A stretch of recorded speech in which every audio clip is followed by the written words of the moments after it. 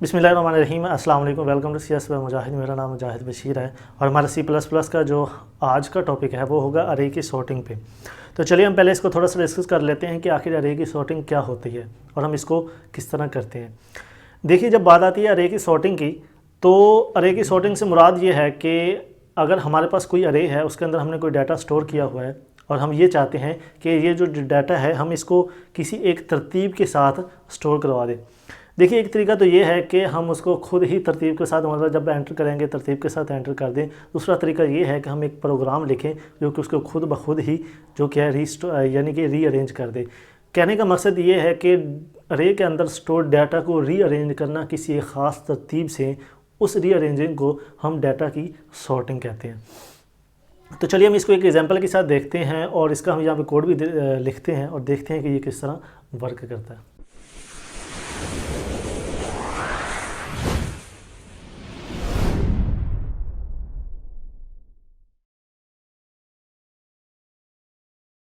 जी, तो हम इसको यहाँ पे मेन फंक्शन से स्टार्ट करते हैं। तो यहाँ पे मैं क्या करता हूँ कि एक मेन फंक्शन लेता हूँ और यहाँ पे मैं एक इंटीजर टाइप की जो अरे है जिसका नाम मैं ARR रख देता हूँ और इसका साइज़ जो कि मैं 5 करता हूँ और इसके अंदर मैं कुछ वैल्यू स्टोर करवा देता हूँ। फ़र्ज़ करें 6 है, 2 है, उसके बाद 0, 5 और 9।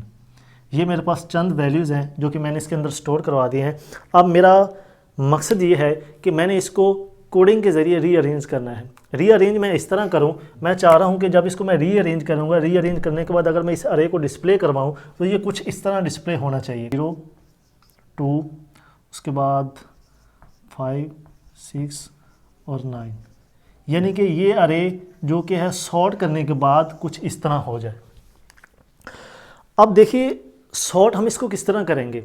सॉर्ट करने का एक जो आसान तरीका है वो ये है कि हम क्या करें कि हम एक वैल्यूज़ को लें, एक वैल्यूज़ को उठाएं और उसको तमाम के साथ कंपेयर करें और वहाँ पे हम एक कंडीशन लागू कर दें कि अगर ये जो पहले वाली वैल्यू है इससे बड़ी है तो क्या हो कि हम इन दोनों को आपस में स्वैप कर दें।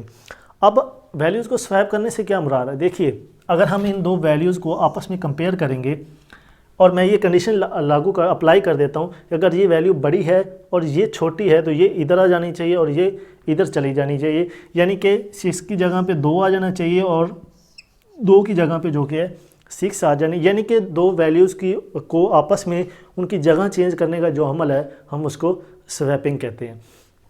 इस तरह हम ये जो होगी हमारी पहली वैल्यू, इसको हम तमाम के साथ कंपेयर करेंगे और जो छोटी वैल्यूज़ होंगी हम उनको लेफ़्ट साइड पे ले जाएंगे और जो बड़ी वैल्यूज़ होंगी उनको हम राइट साइड पे ले जाएंगे और लास्ट में जाके जब हमारा प्रोग्राम ख़त्म होगा, हमारा जो लूप होगा वो ख़त्म होगा, तो ये हमारा जो अरे है वो कुछ इस तरह उसके अंदर जो डाटा है वो स्टोर हो जाएगा।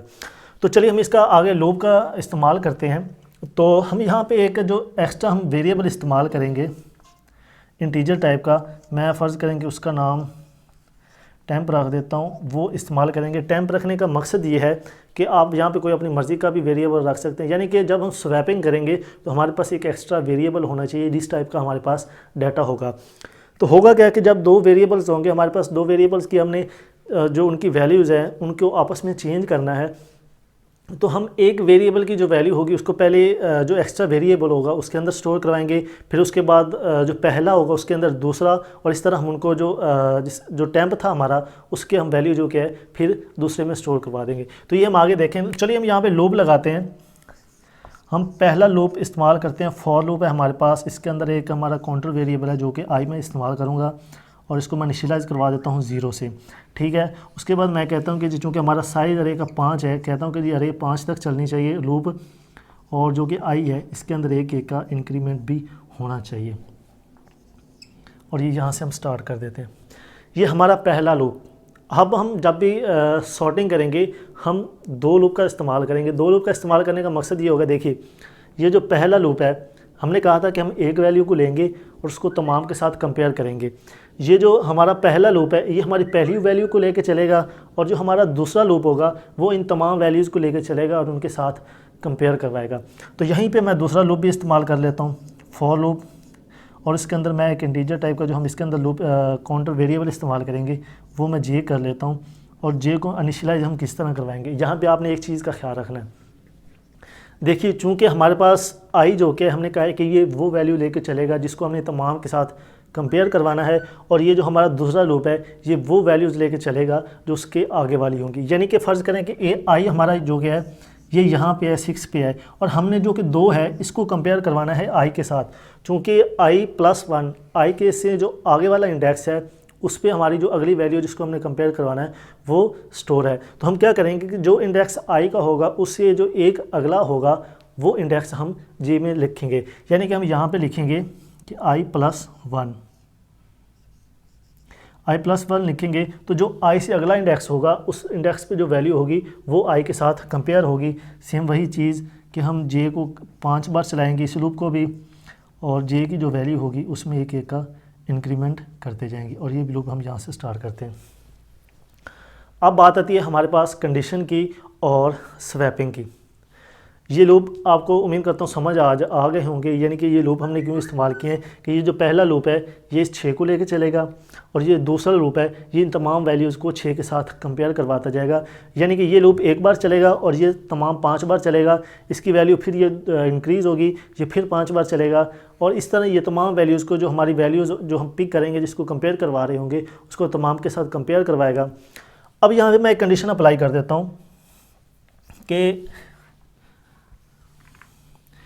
इफ़ है अगर ये जो हमारी आई वाली वैल्यू है ये अगर बड़ी है बाद वाली वैल्यू से तो ये आपस में स्वैप हो जानी चाहिए। यानी कि इफ़ जो अरे इंडेक्स आई में वैल्यू स्टोर है ये बड़ी है अरे इंडेक्स जे में, तो क्या होना चाहिए कि ये आपस में स्वैप हो जानी चाहिए। अब स्वैप किस तरह करेंगे कि जो हमारा जो हमने एक्स्ट्रा वेरिएबल यूज़ किया था टेम्प में, हम क्या करेंगे कि अरे और आई की वैल्यू स्टोर करवा देंगे। उसके बाद हम अरे जो आई है उसके अंदर हम जे की वैल्यू स्टोर करवा देंगे। उसके बाद जो हमारे पास जे होगा उसके अंदर और क्या करेंगे कि टेम्प की वैल्यू स्टोर करवा देंगे, और यहाँ पे ये हमारी इफ़ कंडीशन ख़त्म हो जाएगी, और यहाँ पे ये हमारे जो दोनों लूप थे वो भी यहाँ पे क्लोज हो गए। अब आपने इस स्वैपिंग को देखना है कि हमने ये स्वैपिंग किस तरह की है। बेसिकली हमारा स्वैप करने का मकसद ये था कि हमारे पास जो 2 वैल्यूज़ थी हमने उनकी जगह आपस में चेंज करनी थी।